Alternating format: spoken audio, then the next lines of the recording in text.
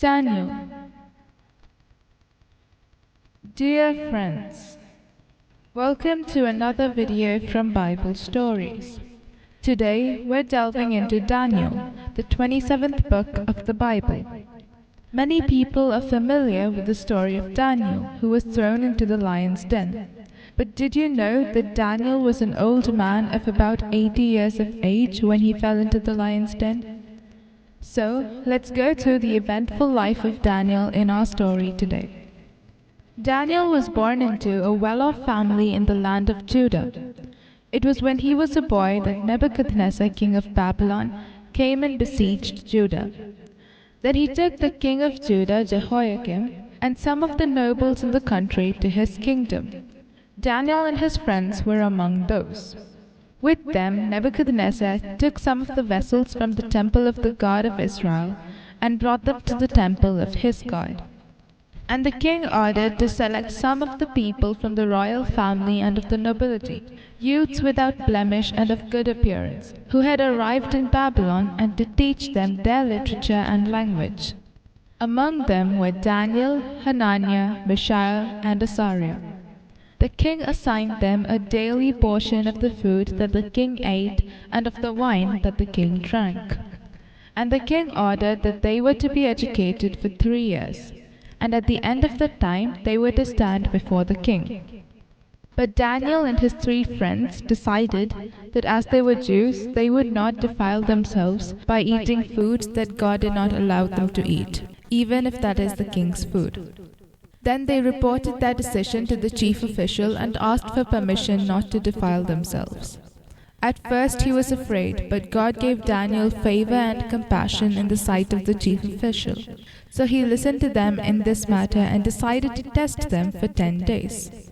At the end of the 10 days, it was seen that they were healthier and better nourished than all the youths who ate the king's food. So the chief official took away the food and wine that they were to drink and gave them vegetables and water. At the end of 3 years, when the king had commanded that they should be brought in, the chief official brought them in before the king. And the king spoke with them, and among all of them none was found like Daniel, Hananiah, Mishael, and Azariah. So they entered the king's service. In the 2nd year of his reign, Nebuchadnezzar had a dream, and his spirit was troubled, and his sleep left him. But soon he forgot his dream. Then the king commanded the magicians, the enchanters, the sorcerers, and the astrologers to tell the king his dream and its meaning. No one could convey the meaning without knowing the dream. But the king's order was firm. If they did not make known to the king his dream and its interpretation, they shall be torn limb from limb, and their houses shall be laid in ruins.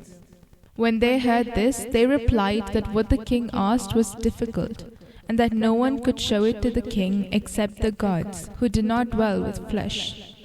Because of this, the king was angry and very furious, and commanded that all the wise men of Babylon be destroyed. So the decree went out to put all the wise men to death, and they sought Daniel and his companions to kill them as well. Inquiring as to the reason for such an order so quickly, Daniel asked Arioch, the captain of the king's guard, about the matter.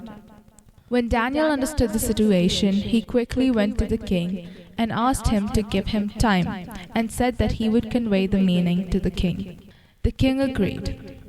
Then Daniel went to his house and explained the situation to his friends, and told them to seek mercy from the God of heaven concerning this mystery, so that Daniel and his companions might not be destroyed with the rest of the wise men of Babylon. The mystery was revealed to Daniel in a vision that night, and Daniel blessed the Lord of heaven. Then Daniel went to Arioch and asked him to take him to the king. He immediately took Daniel to the king. He then narrated the king's dream which he had forgotten and its meaning. The God of heaven, who reveals mysteries, revealed to the king things that would happen in the future through a dream. The king, who understood the dream and its meaning, fell upon his face and paid homage to Daniel. Through this dream's interpretation, the king understood that the God of Daniel is God of gods and the Lord of kings. Then the king gave Daniel high honors, and at the request of Daniel he appointed his companions over the affairs of the province of Babylon. But Daniel remained at the king's court. As time went on, Nebuchadnezzar made an image of gold, whose height was 60 cubits, and its width was 6 cubits. He set it up on the plain of Dura. Then the king sent to gather all the nobles and officials of the provinces to come to the dedication of the image that he had set up. So everyone came together. Then the king's order went out that when the musicians start playing the instruments, everyone should bow down to the golden image placed by the king. And it was also ordered that if anyone did not bow down, they would be thrown into the burning fiery furnace. Therefore, as soon as the instruments were played, all the nations and people of every language fell down and worshipped the golden image. But Daniel's friends, who were Jews, were among those who came. They refused to obey the king's orders. This matter was brought to the attention of the king by some Chaldeans. Then Nebuchadnezzar, in furious rage, commanded that the men be brought. Daniel's friends, whom the king's official called Shadrach, Meshach, and Abednego, came to the king.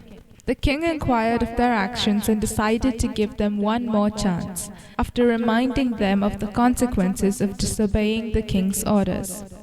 But they did not want to wait until the instruments played again, and informed the king of their decision. They declared that the God they served could deliver them, and even if he did not, they would not bow down or worship the image that the king set up. Then Nebuchadnezzar was filled with fury, and ordered that the furnace be heated 7 times more than it was usually heated. And he ordered some of the mighty men of his army to bind the men and cast them into the burning fiery furnace. Because the king's order was urgent and the furnace so hot, the flames of the fire killed those men who took up Daniel's friends, and these 3 men fell bound into the fiery furnace. Then King Nebuchadnezzar was astonished and rose up in haste. Instead of the 3 men he had thrown in, the king saw 4 men unbound in the fire, and the appearance of the 4th one was like a son of God's. By this one thing the king knew that the God of these men was the Most High God. The king ordered them to come out, and they came out. And accepting the supremacy of God, he made a decree. Any people, nation, or language that speaks anything against the God of Shadrach, Meshach, and Abednego shall be torn limb from limb, and their houses shall be in ruins, for there is no other God who is able to rescue in this way. Many years passed, and Daniel remained loyal to the king. Meanwhile, the king had another dream. This time the king had not forgotten his dream. So the king called all the wise men in his land and told them his dream, and asked them to interpret it. But this time too they could not tell the meaning. Finally the king summoned Daniel. Daniel explained the meaning of the dream. The dream was the judgment of the Most High God coming upon King Nebuchadnezzar, whose dominion extends to the ends of the earth. Just as Daniel explained, one day when the king was walking on the terrace of the royal palace of Babylon, he said, "Is not this the great Babylon I have built as a royal residence by my mighty power and the glory of my majesty?" While the words were still in his mouth, a voice came from heaven, and the kingdom departed from him. His abode was removed from among men.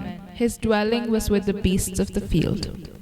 He ate grass like an ox, and his body was wet with the dew of heaven, till his hair grew as long as the eagle's feathers, and his nails were like birds' claws. 7 periods of time passed over him, till he acknowledged that the Most High rules the kingdom of men, and gives it to whom he wills. At the end of those days, Nebuchadnezzar lifted his eyes to heaven, and his sanity returned to him, and he blessed the Most High and praised and honored him who lives forever. And he was re-established in his kingdom. King Nebuchadnezzar knew and acknowledged the supremacy of God as the Most High. At the same time, he proclaimed to all peoples, nations, and languages that dwell on the earth the wonders and signs that the Most High had done for him. But the kings after Nebuchadnezzar ignored those realities, and made and served and worshipped their own gods. After Nebuchadnezzar, his grandson Belshazzar succeeded him to the throne. One day he gave a great feast for 1,000 of his nobles, and drank wine with them. While Belshazzar was drinking wine, he commanded the vessels of gold and silver that Nebuchadnezzar had taken out of the temple in Jerusalem to be brought. And they brought in the vessels, and the king and his nobles, his wives and his concubines drank from them. They drank wine and praised the gods of gold and silver, bronze and iron, wood and stone. Suddenly the fingers of a human hand appeared, and wrote on the wall of the king's palace, and no one could read what it had written. Then the king's face turned pale, and his thoughts alarmed him. He summoned all the scholars of Babylon, but no one could read or interpret it. The queen, who arrived there after learning what had happened, asked the king to summon Daniel, and to ask him about the matter. Then the king called for Daniel. Daniel read the writing and interpreted its meaning. Just as Daniel had said, King Belshazzar was killed that night. Thus came the end of the Babylonian Empire. And Darius the Mede received the kingdom, being about 62 years old. Even though the empire had changed from Babylon to Mede-Persia, Daniel remained faithful there. So King Darius planned to set Daniel over the whole kingdom. The jealous presidents and satraps sought to find a ground for complaint against Daniel with regard to the kingdom. But because he was so faithful, no error or fault was found in him. But they realized that Daniel was as loyal to the law of his God as he was to the king. So they plotted to find fault with him about that. They came to the king with their plans in mind. They obtained a written order from the king stating that no one should pray to anyone except the king for 30 days. A royal law was also established that anyone who acted against it would be thrown to the den of lions. When Daniel knew that the edict had been published, he went to his house. The window of his upper room was open towards Jerusalem. There was a reason for that. In the prayer that Solomon offered when he built and dedicated the temple to the God of Israel nearly 400 years ago, he prayed that if the people of Israel sin against God, and God becomes angry and gives them to an enemy, so that they are carried away captive to the land of the enemy, either far off or near, yet they turn their heart in the land of the enemy and repent and plead with God, and pray to God toward their land which God had given to their fathers, the city he had chosen, and the house that Solomon had built for his name, then he would hear in heaven his dwelling place their plea, and forgive the people. Perhaps it was because of that knowledge that Daniel made it a habit to pray with the window of his upper room open to Jerusalem. Therefore Daniel had no fear of the king's decree. By this time, about 65 years had passed since Daniel arrived in Babylon. Daniel knelt down 3 times a day, as was his custom, and prayed and gave thanks before his God. Daniel's enemies had been waiting for this opportunity. They immediately went to the king and informed him about the matter. The king was distressed to hear their words. And the king set his mind to deliver Daniel, and he labored until sunset to rescue him. But the men insisted, reminding the king of the king's command. Then they brought Daniel, who was over 80 years old, by the king's command, and threw him into the lion's den. They brought a stone and laid it over the mouth of the den, and sealed it with the king's signet ring. The king had faith that Daniel's God would save him, because he had served him continually. But that night the king could not sleep. The king got up early in the morning and went to the lion's den and called Daniel. Daniel heard the king's call. God sent his angel to close the lion's mouth so that they would not harm Daniel. The king was overjoyed when he realized Daniel's honesty. He didn't see any harm done to him because he believed in his God. And the king commanded that those who had maliciously accused Daniel be brought and cast into the lion's den, they, their wives, and their children. And before they reached the bottom of the den, the lions overpowered them and crushed all their bones. Then he wrote a decree and published it, as Nebuchadnezzar had written before, that all who were under his dominion should tremble and fear before the God of Daniel. From the time Daniel had arrived in Babylon as a boy until now, he had worked faithfully throughout the reign of 3 kings, so that even his enemies could find no fault with him. At the same time, he obeyed the law of his God with all his heart. That is why Daniel became greatly loved by God. We have already seen that when Nebuchadnezzar, whom Daniel described as the King of Kings, was worried about what would happen in the future, God revealed it to him in a dream, and Daniel interpreted that dream. Daniel had similar visions in the 1st and 3rd year of Belshazzar. Daniel also had visions of 4 small but powerful kingdoms that would come after Nebuchadnezzar, the king of Babylon. A fulfillment of these visions had already begun in Daniel's days. But all the visions that Daniel saw during the reign of Belshazzar and Darius were also for the end of times. So God revealed to Daniel that there would be another fulfillment of it in the end times. It included the mystery of the church, which God had revealed only in part to the prophets, the Great Tribulation, the coming of the Antichrist, the re-establishment of Israel, the millennial kingdom, and the final judgment. Daniel wrote all this in a book. After understanding the meaning of all these visions, he was overcome and lay ill for several days. An angel of God came and strengthened Daniel, who had lost his strength because of these visions.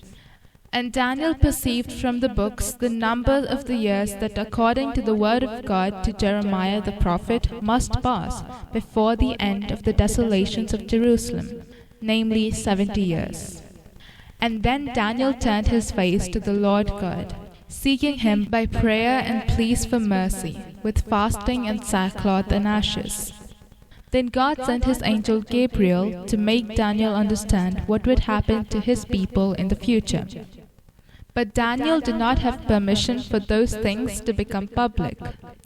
Because those visions were for a long time, God commanded that the words be shut up and the book sealed until the time of the end. Daniel obeyed that. Then Daniel rested from his labors in this world, in order to rise to receive his allotted place and portion at the end of days. God bless you.